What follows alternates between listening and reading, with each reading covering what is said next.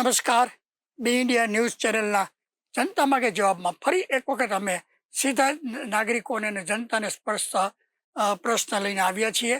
આપ સર્વ જાણો છો કે અમારો આ એપિસોડનો હેતુ માત્ર ને માત્ર પ્રજાની વ્યથા, પ્રજાને પડતી તકલીફો અથવા અંધશ્રદ્ધા નો જો પેલો પ્રચાર થતો હોય તો એને રોકવાની વાત હોય કે નાગરિકોને, સામાન્ય મધ્યમ વર્ગ, ગરીબ નાગરિકોને જે તકલીફો પડતી હોય એની વાત અમે સરકાર સુધી પહોંચાડીએ અને સરકાર એનો યોગ્ય લાગે એ રીતે એને મદદ કરતા થાય. આ સિવાય અમારે આ બી ઇન્ડિયા ન્યૂઝ ચેનલ કે જનતા માગે જવાબને કોઈ રાજકીય પક્ષ સાથે પ્રત્યક્ષ કે પરોક્ષ અમારે સંબંધ નથી. અમે કોઈ ધર્મ, કોમવાદ, જ્ઞાતિવાદમાં માનતા નથી અને કોઈ પણ પ્રત્યેના પૂર્વગ્રહથી પીડાતા નથી.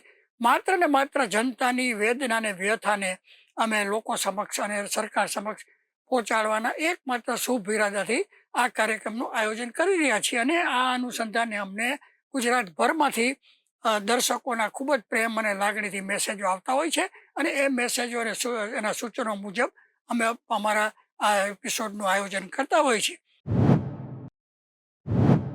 આજે આપણે જે વાત કરવાની છે એ બહુ મહત્વની એટલા માટે છે કે દેશની અંદર આપ સર્વ જાણો છો કે હમણાં તાજેતરમાં ગયા અઠવાડિયે જ સુપ્રીમ કોર્ટના ચીફ જસ્ટિસે બેકાર શિક્ષિત યુવાનોને કોકરોચ કહ્યા. એ પછી કોકરોચનું મોટું આંદોલનનું સોશિયલ મીડિયા પર નીકળી પડ્યું, એ આખી અલગ વસ્તુ છે. પણ આ કોકરોચ કહ્યા તમે જુઓ લાખો યુવાનોને, એટલે અહીંયા એનો અર્થ એવો થાય કે આ ભારત દેશની અંદર ને ગુજરાતમાં પણ લાખો ને કરોડોની સંખ્યામાં 10મા ધોરણથી લઈને 12મું ધોરણ pass, graduate, post graduate, PhD degree ધરાવતા યુવાનો મોટી સંખ્યામાં બેકાર છે. આખી એજ્યુકેશન સિસ્ટમ ખોટી છે એની વાત આપણે હવે પછીના એપિસોડમાં કરશું. પણ અહીંયા મૂળ વાત એ છે કે આટલી બધી બેકારી છે. તમે જુઓ કે પોલીસ કોન્સ્ટેબલ વર્ગ 3ની કે તલાટી વર્ગ 3ની કે કારકુન વર્ગ 3 જેવી નોકરીઓની અંદર 15-15 લાખના ફોર્મ ભરાતા હોય ગુજરાતમાંથી જ, અને એમાં પણ પીએચડી ને માસ્ટર ડિગ્રી વાળા અરજી કરતા હોય તો એ દેખાડે છે, દર્શાવે છે કે કેટલી બધી બેકારી આ ગુજરાતમાં છે. હવે આ બેકારી ને દૂર કોણ કરી શકે એ પણ એક મહત્વની વાત છે. તમે સર્વ જાણો છો કે બેકારી દૂર કરવા માટે જે વિવિધ દેશો, અમેરિકા, યુરોપ, રશિયા બધા છે એ તો વિજ્ઞાન ને ટેકનોલોજીનો સહારો લે છે. પણ અહીંયા આપણે, હું વચ્ચે વાત કહી દઉં કે અહીંયા એક વાત એ છે મહત્વની કે હમણાં તાજેતરમાં તમે જાણ્યું પેલા સ્વામિનારાયણ સંપ્રદાયનો બીએપીએસ ફાંટો છે. ઘણા બધા ફાંટા એમાં તો લગભગ આપણે તો એની હમણાં એ બીએપીએસ હોય કેટલા ફાટે છે એની વાત નથી કરવી, પણ સ્વામિનારાયણ સંપ્રદાયનો એક બીએપીએસ ફાટો છે. એમના મોટિવેશનલ સ્પીકર ગણાવાતા વિદ્વાન એવા સાધુ એ એક વિડીયો રિલીઝ કર્યો છે. કાર્યક્રમની અંદર એણે એક સ્પીચ આપી છે. આ સ્પીચમાં એ એવું કહે છે કે ભારતની અંદર લગભગ 35 લાખ મંદિરો છે અને આ 35 લાખ મંદિરોના એવરેજ એક મંદિર દીઠ 10 જણાને રોજી મળે તો 3.5 કરોડ લોકોને રોજી મળે એવું એ વિડીયોમાં કહે છે. આમાં એને કયા લોજિકથી કહ્યું હશે, શું ખરેખર આંકડાઓ છે, આપણે ખરેખર આ મંદિરોથી રોજગારી મળે તો ઉદ્યોગો જરૂરી છે કે નહીં એની વાત આપણે વિસ્તૃતપણે કરશું. પણ મૂળ આ વાત દેશમાં એટલા માટે ઊભી, અત્યારે ખાસ કરીને ગુજરાતમાં ઊભી થઈ છે કે મંદિરોથી રોજગારી ઉદ્યોગો કરતાં વધુ મળે છે. આ વસ્તુ પહેલી વાર આવી અને આખું લોકોને, જે લોકો ઉદ્યોગો ચલાવે છે, લોકો વેપાર બિઝનેસ કરે છે, વૈજ્ઞાનિકો છે, ટેકનોલોજીકલ છે, સાયન્ટિસ્ટો છે, શિક્ષિત લોકો છે, એને પણ એક વિચાર આવે છે કે ભાઈ ખરેખર આવું થઈ શકે. કેમ કે હમણાં જ જો આવતા અઠવાડિયે જ આ 2-4 દિવસ પછી રાજકોટમાં બાબા બાગેશ્વર આવે છે ને એની સામે વિજ્ઞાન જાથા એને 15 જેટલી સંસ્થાઓએ આ બાબા બાગેશ્વર અંધશ્રદ્ધા ફેલાવે છે ને એની સામે ઉહાપો ચાલુ કર્યો છે અને સરકારને ભારતના બંધારણની કલમો મુજબ પગલાં લેવાનું જણાવેલું છે. એ આખી વાત આપણે હવે પછી કરીશું. એટલે કહેવાનો મતલબ એમ છે કે આવા બધા મોટિવેશનલ સ્પીકરો, સાધુ, સંન્યાસો, કથાકારો એ બધા અવારનવાર આવા નિવેદનો કરે છે ત્યારે નાગરિકો મૂંઝવણમાં મુકાઈ જતા હોય છે કે ભાઈ ખરેખર શું છે આ. આજે આપણે એની વાત કરીશું. સંશોધનની, જો રશિયા, ચીન, અમેરિકા જેવા દેશો બધા આધુનિક બનવા સાથે નાગરિકોને સામાન્ય જનજીવનમાં સરળતા રહે તે માટે વોશિંગ મશીન, ટેલિફોન, લાઇટ જેવી અનેકવિધ પ્રકારની શોધો કરવામાં આવેલ છે. આવા દેશોમાં ધર્મને અંગત બાબત ગણવામાં આવે છે. ધર્મ કરતાં પણ વધુ ધ્યાન શિક્ષણ, સંશોધન, વિજ્ઞાન ઉપર આપવામાં આવે છે. આવા દેશોમાં નાગરિકો ચર્ચોમાં જાય છે પણ અંધશ્રદ્ધામાં માનતાઓ નથી. આવા દેશોમાં ધર્મને ધંધો બનાવવામાં આવતો હોતો નથી, એટલે એનો આર્થિક વિકાસ થાય છે. ભારતની લગભગ 150 કરોડની વસ્તીમાં શાળાઓ, હોસ્પિટલો, આધુનિક બિલ્ડિંગ, ઇન્ફ્રાસ્ટ્રક્ચર અને સાયન્સ અને ટેકનોલોજીના બદલે મંદિરો ઉપર વધુ ધ્યાન આપવામાં આવે છે. એટલે જ લાંબા વર્ષોથી બેકારી, અજ્ઞાનતા, શિક્ષણનો અભાવ, અંધશ્રદ્ધા અને વિજ્ઞાન અને ટેકનોલોજીનો અભાવ જોવા મળે છે. કોઈ પણ દેશના સામાજિક, આર્થિક, માનસિક વિકાસ માટે સૌથી વધુ મહત્વની બાબતમાં વૈજ્ઞાનિક અભિગમ, અંધશ્રદ્ધાનો અભાવ અને ધાર્મિક ઉન્માદનો અભાવનો સમાવેશ થાય છે. ભારતમાં આશરે 35 લાખ જેટલા મંદિરો છે. એમાં નાના મોટા મંદિરો પણ આવી જાય છે. ધાર્મિક સ્થળો, મંદિરો નહીં. ભારતમાં 35 લાખ શાળાઓ નથી અને એટલી હોસ્પિટલો પણ નથી. હવે સ્વામિનારાયણ સંપ્રદાયના એક અલગ ફાંટો એટલે કે બોચરાસણ અક્ષર પુરુષોત્તમ સંસ્થાના સ્વામીએ 28 મેના રોજ સોશિયલ મીડિયામાં એક વિડીયો દ્વારા જણાવેલ છે કે દેશમાં મંદિરોની જરૂર છે. મંદિરો કારખાના કરતાં પણ વધુ રોજગારી આપે છે.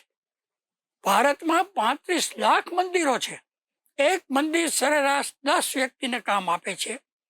દેશની સૌથી વધુ રોજગારી આપતી ઇન્ડસ્ટ્રીમાં મંદિરો છે. આવું આ જ્ઞાન આપણે સ્વામિનારાયણ સંપ્રદાયના સંન્યાસી સાધુ કહે છે.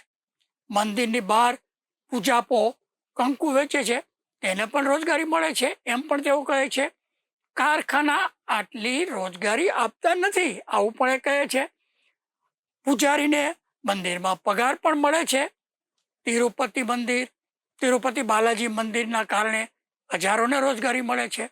આમ 35 લાખ મંદિરોની સામે એક મંદિર 10 કર્મચારી કે ધંધા કરતા લોકોને રોજગારી આપે છે. એવું જો આપણે ગણીએ તો 3.5 કરોડને રોજગારી મળતી હોય એવું માની શકાય. હવે આ કહે છે કે સિરામિક ઉદ્યોગ, વોલ ક્લોક એટલે ઘડિયાળ ઉદ્યોગ 3.5 કરોડ રોજગારી આપતો નથી. રિલાયન્સ ઇન્ડસ્ટ્રી પણ માત્ર આખા દેશમાં 3 લાખ લોકોને જ રોજગારી આપે છે એવું આ સ્વામીજી કહે છે. આમ 3.5 કરોડ લોકો મંદિરના કારણે રોજગારી મેળવે છે. આ 3 કરોડના કુટુંબીજનો ગણો તો બીજા 10 કરોડ લોકોનું ગુજરાન મંદિરોના કારણે ચાલે છે. એટલે દેશમાં કારખાના જેટલી જ જરૂર, કદાચ તેનાથી વધારે જરૂર મંદિરોની જરૂર છે. આવું આનું અર્થઘટન થાય. હવે આવી વાતથી ભારત દેશ કદી અમેરિકા, યુરોપ, રશિયા જેવો સમૃદ્ધ દેશ થઈ શકે એવો પણ પ્રશ્ન ઊભો થાય. હું તો કહું છું ન થઈ શકે. હવે ભારતમાં જ આર્ય સમાજના સ્થાપક દયાનંદ સરસ્વતીએ તેમના પ્રસિદ્ધ ગ્રંથ સત્યાર્થ પ્રકાશમાં મંદિરના નિર્માણનો ખુલ્લેઆમ વિરોધ કરેલો છે.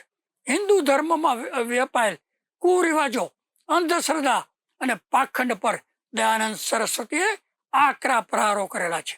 તેથી આર્ય સમાજ મૂર્તિ પૂજાનો જાહેરમાં વિરોધ કરે છે. મંદિરોના નિર્માણથી અને મૂર્તિ પૂજાથી સમાજમાં અંધશ્રદ્ધાનો વધારો થાય છે અને રાષ્ટ્રને નુકસાન થાય છે. અને કરોડો રૂપિયા અને સોનાના ખર્ચ આ મંદિરો બાંધવા પાછળ થતો હોય છે. આ રકમ શાળાઓ અને શિક્ષણ અને વિજ્ઞાન અને આરોગ્ય પાછળ ખર્ચવામાં આવે તો દેશનો સર્વાંગી વિકાસ થઈ શકે છે. અંધશ્રદ્ધાથી લોકો ભાગ્યવાદી અને નસીબ ઉપર માનતા થઈ જાય છે. અંધશ્રદ્ધાથી પુરુષાર્થની ભાવનાને અને વૈજ્ઞાનિક અભિગમનો નાશ પામે છે. મંદિરોના સર્જનથી સમાજમાં અલગ અલગ સંપ્રદાયો ઊભા થાય છે અને થયા છે.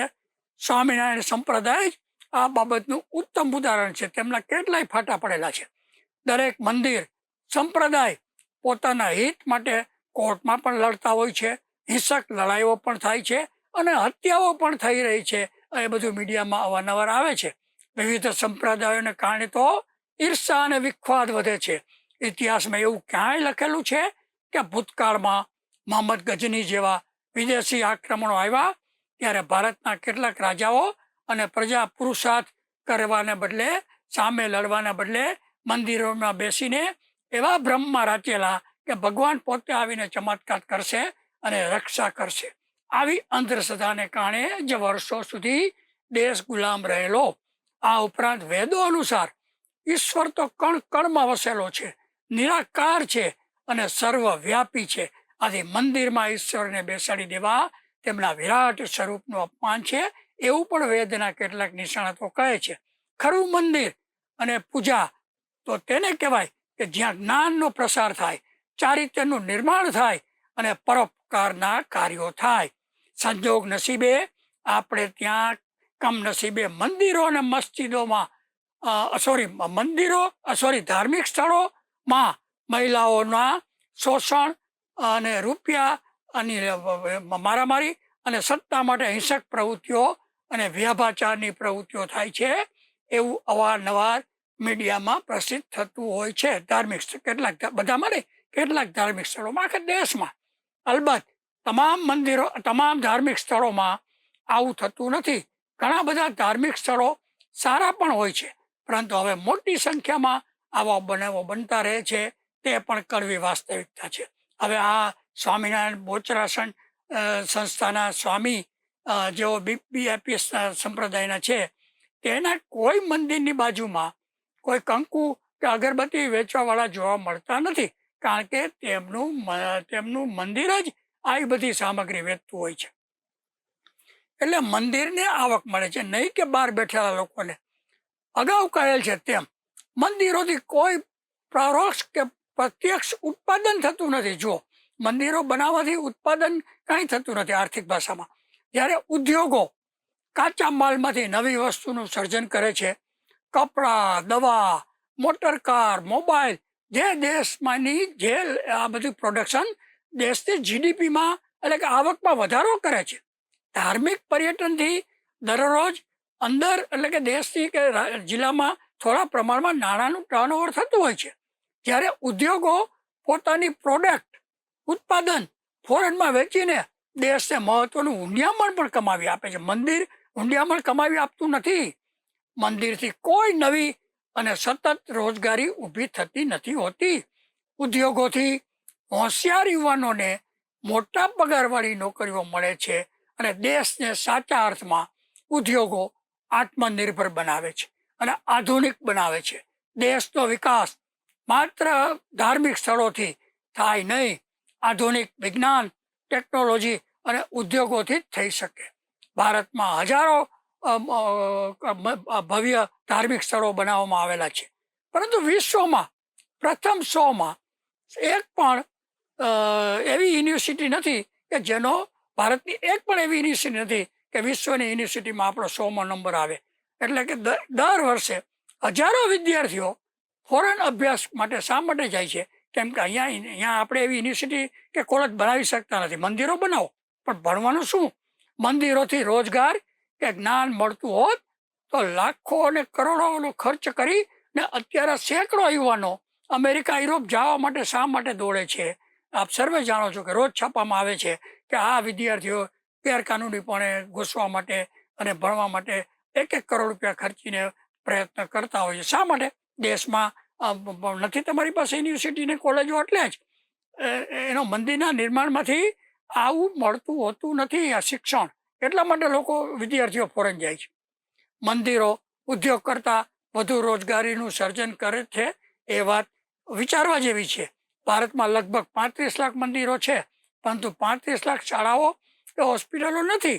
દયાનંદ સરસ્વતીએ મંદિર અને મૂર્તિ પૂજાનો વિરોધ કેમ કરેલો હતો એ વાત આપણે જોઈએ.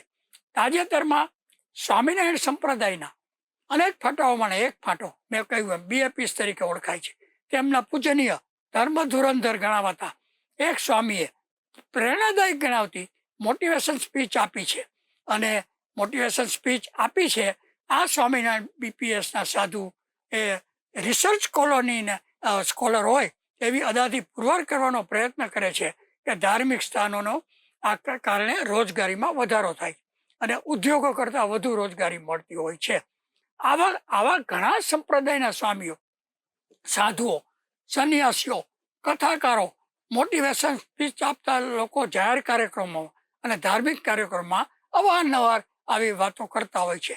જોકે એક જાણીતા લેખકે જણાવેલ છે કે મોટા ભાગની મોટિવેશનલ સ્પીચ વાસ્તવમાં ચણા મમરા જેવી હોય છે અને વાસ્તવિક જીવનમાં ભાગ્યે જ આવી સ્પીચો ઉપયોગી થતી હોય છે. ખરેખર આવી મોટિવેશન સ્પીચથી જો બજેટમાં ફેર પડતો હોત તો આજે સમાજમાં બળાત્કારના બનાવો બનતા ન હોત, આટલી બધી ચોરી લૂંટફાટ પણ થતી ન હોત, ગુંડાગીરી પણ થતી ન હોત, વ્યાપક સરકારી તંત્રમાં અને લોકોમાં ભ્રષ્ટાચાર છે એ પણ થતો ન હોત જો આ મોટિવેશન સ્પીચથી અસર થતી હોત તો. સ્વામી વિવેકાનંદે જણાવેલું હતું કે જનસેવા એ જ પ્રભુ સેવા છે.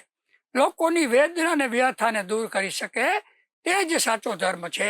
બાકીના બધા જો આવી વાતો કરતા હોય તો એને દેશદ્રોહી ગણવા પડે. સ્વામી વિવેકાનંદે એવું ક્યાંય પણ કહેલું નથી કે મંદિરોથી રોજીરોટી મળી શકે છે ને ઉદ્યોગોની જરૂર નથી. મંદિરોથી રોજીરોટી મળતી હોય તેવું, મંદિરોથી રોજીરોટી નથી મળતું તેવું પણ અમારો કહેવાનો આશય નથી. ધાર્મિક સ્થળો, ચર્ચો અને ગુરુદ્વારાઓ સાંસ્કૃતિક આસ્થા સાથે, સાંસ્કૃતિક અને પોતાની આસ્થા સાથે સીધો સંપર્ક ધરાવે છે. માત્ર ધાર્મિક સ્થળો એટલે જ આર્થિક બાબતો નથી. ભારતમાં પ્રાથમિક અંદાજ મુજબ ખાનગી અને સરકારી થઈને લગભગ માત્ર 15 લાખ શાળાઓ છે અને હોસ્પિટલની સંખ્યા લગભગ 70,000 જેટલી છે. અને BAPSના આ સ્વામીના કહેવા મુજબ ભારતમાં મંદિરોની સંખ્યા લગભગ 35 લાખ છે. આ ઉપરાંત ભારતમાં તો અત્યારે લગભગ 3500 જેટલી વિવિધ જાતિઓ, જ્ઞાતિઓ અને કોમ છે. એમાં કેવી રીતે બધું શક્ય બને? સ્વામિનારાયણના, BPSના સ્વામીઓ પ્રયત્નો અવારનવાર કરતા હોય છે, મનભાવન વાતો કરતા હોય છે, પરંતુ તેના કેટલાક અનુયાયીઓ જ તેમની કરમ કુંડલી વખોડવા લાયક હોય છે. એટલે કહેવાનો અર્થ એવો છે કે આ બધા સ્વામીઓ સાચી વાત કરતા હોય, સરસ બોલતા હોય છે, પણ એમના જ અનુયાયીઓ એમનું પાલન કરતા હોતા નથી. એનો એક દાખલો આપું. ઇન્ડિયન પબ્લિક સર્વિસ કમિશનના પૂર્વ ચેરમેન ડૉક્ટર મનોજભાઈ સોનીના સમયમાં ઇન્ડિયન પબ્લિક સર્વિસ કમિશનની વહીવટી બાબતમાં ઘણી બધી ઉવાપો થયેલો અને અયોગ્ય વહીવટ ચાલતો નહીં હોવાથી તેમને કાઢી મૂકવામાં આવેલા. જોકે અથવા તો તેમનું ફરજિયાતપણે રાજીનામું લઈ લેવામાં આવેલું, પરંતુ પાછળથી આ મનોજભાઈ સોની એવું કહેતા હતા કે તેઓ સ્વામિનારાયણ સંસ્થા સાથે જોડાયેલા છે અને તેમને સેવા આપવાના હેતુથી પોતે નીકળી ગયા છે. હાવ ગંપો મારેલો. BAPSની અલગ પડેલી સંસ્થામાં તેઓએ થોડોક સમય સેવા પણ નિવૃત્તિ પછી આપી અને જોડાયા પણ હતા. હવે ઇન્ડિયન પબ્લિક સર્વિસ કમિશન જે વિશ્વ આપણે ભારતની વિખ્યાત સંસ્થા છે, એમાંથી કોઈ અધ્યક્ષ પદમાંથી પોતાની ઈચ્છાથી તો રાજીનામું આપે જ નહીં. BPSના સ્વામીના મોટિવેશનલ સ્પીચથી મનોજભાઈ સોનીમાં પણ કોઈ ફાયદો થયો તેવું જાણવામાં આવેલ નથી. ધર્મોનો મિક્સ નામનું એક પુસ્તક શ્રી રામ બાલસુબ્રમણ્યમ નામના લેખકે લખેલું છે. આ પુસ્તકની પ્રસ્તાવના પણ ભારતના પૂર્વ રાષ્ટ્રપતિ અને ભાજપના પૂર્વ પ્રમુખ વેંકૈયા નાયડુએ લખેલ છે. આ પુસ્તકમાં ધર્મ અને અર્થતંત્રની વાતો છે, પણ તેમાં પણ ક્યાંય મંદિરોથી ઉદ્યોગ જેટલી અને એના જેવી સન્માનજનક નોકરી કે રોજગાર મળે શકે તેવું લખેલું જ નથી આવા વિખ્યાત પુસ્તકમાં પણ. જો ખરેખર મંદિરોથી મોટા પ્રમાણમાં રોજગારી મળતી હોત તો જમશેદપુરમાં ટાટા નગરનું નિર્માણ જ કરવામાં આવ્યું ન હોત ટાટાએ. તો ટાટાએ આ ઉદ્યોગ સ્થાપવાના બદલે મંદિરો દ્વારા રોજગારીનો અભિગમ અમલમાં મૂક્યો હોત, પણ કેમ ન મૂક્યો તે અંગે તો આ BAPSના આવું કહેનાર મોટિવેશનલ સ્પીકર જ જણાવી શકે છે.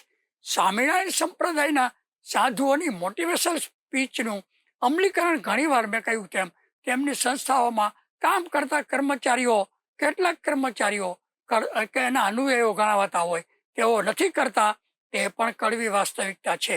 અને તેના કારણે ગુજરાતમાં અવારનવાર પ્રિન્ટ અને ઇલેક્ટ્રોનિક મીડિયામાં સ્વામિનારાયણ સંપ્રદાય સાથે જોડાયેલા કૌભાંડો અત્યાચારોની વિગતો પ્રકાશિત થતી હોય છે.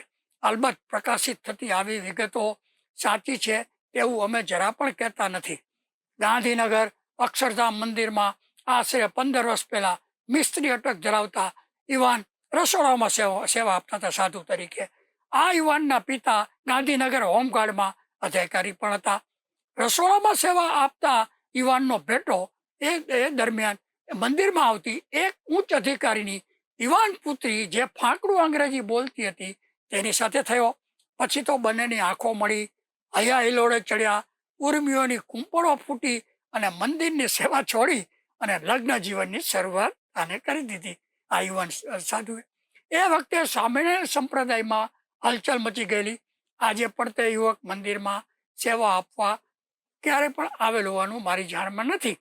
ગાંધીનગરના અક્ષરધામના એક શોરૂમમાં બીજો ઉદાહરણ આપું.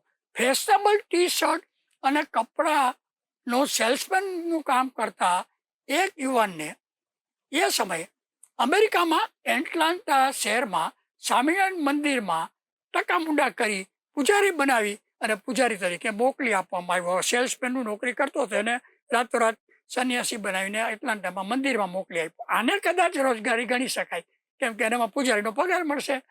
આવા બીજા ઘણા આ રીતે પરદેશ ગયેલ હોવાનું પણ માની શકાય છે. આ કદાચ ઘણા લોકો એમ કહે છે કે આ ફોરેન મોકલવા માટે થઈને પૂજારી બનાવી દેતા હશે. આમાં આપણે એની સાથે કોઈ નિસ્બત નથી. આપણે માત્ર રોજગારી મળે છે કે નહીં મંદિરોથી એની વાત છે. સ્વામિનારાયણ સાધુઓની મોટિવેશનલ સ્પીચથી પણ મેડિકલની ઉચ્ચ ડિગ્રી ધરાવતા ડૉક્ટર પણ સતત સત્ય, અહિંસા, પ્રમાણિકતા, નિષ્ઠા શીખતા નથી. તેનું પણ એક જ્વલંત ઉદાહરણ છે અમારી પાસે.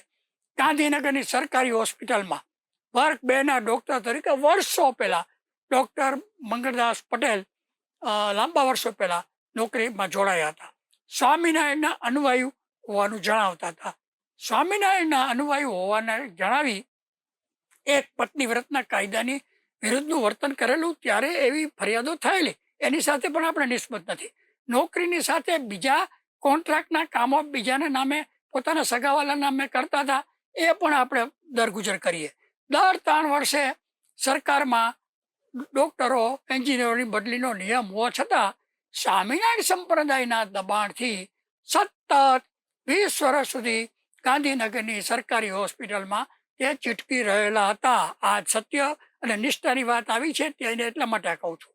અને એક દલિત પરંતુ પ્રમાણિક નિષ્ઠાવાન ડૉક્ટરને ગાંધીનગરમાં એમની જગ્યાએ નિમણૂક આપવાની વાત આવી ત્યારે આ મંગળદાસ પટેલે સ્વામિનારાયણના સાધુઓની મદદથી નિમણૂક અટકાવી દીધેલી. અને તે સમયે મારી યાદશક્તિ મુજબ 1963ની બેચના IAS અધિકારી, કદાચ તેનું નામ સ્વામિનાથન કે એવું કંઈક હતું, એ પણ આપના ભાગીદાર બનેલા અને પેલા દલિત ડૉક્ટરની નિમણૂક થવા દીધેલી નહીં, અટકાવી દીધેલી.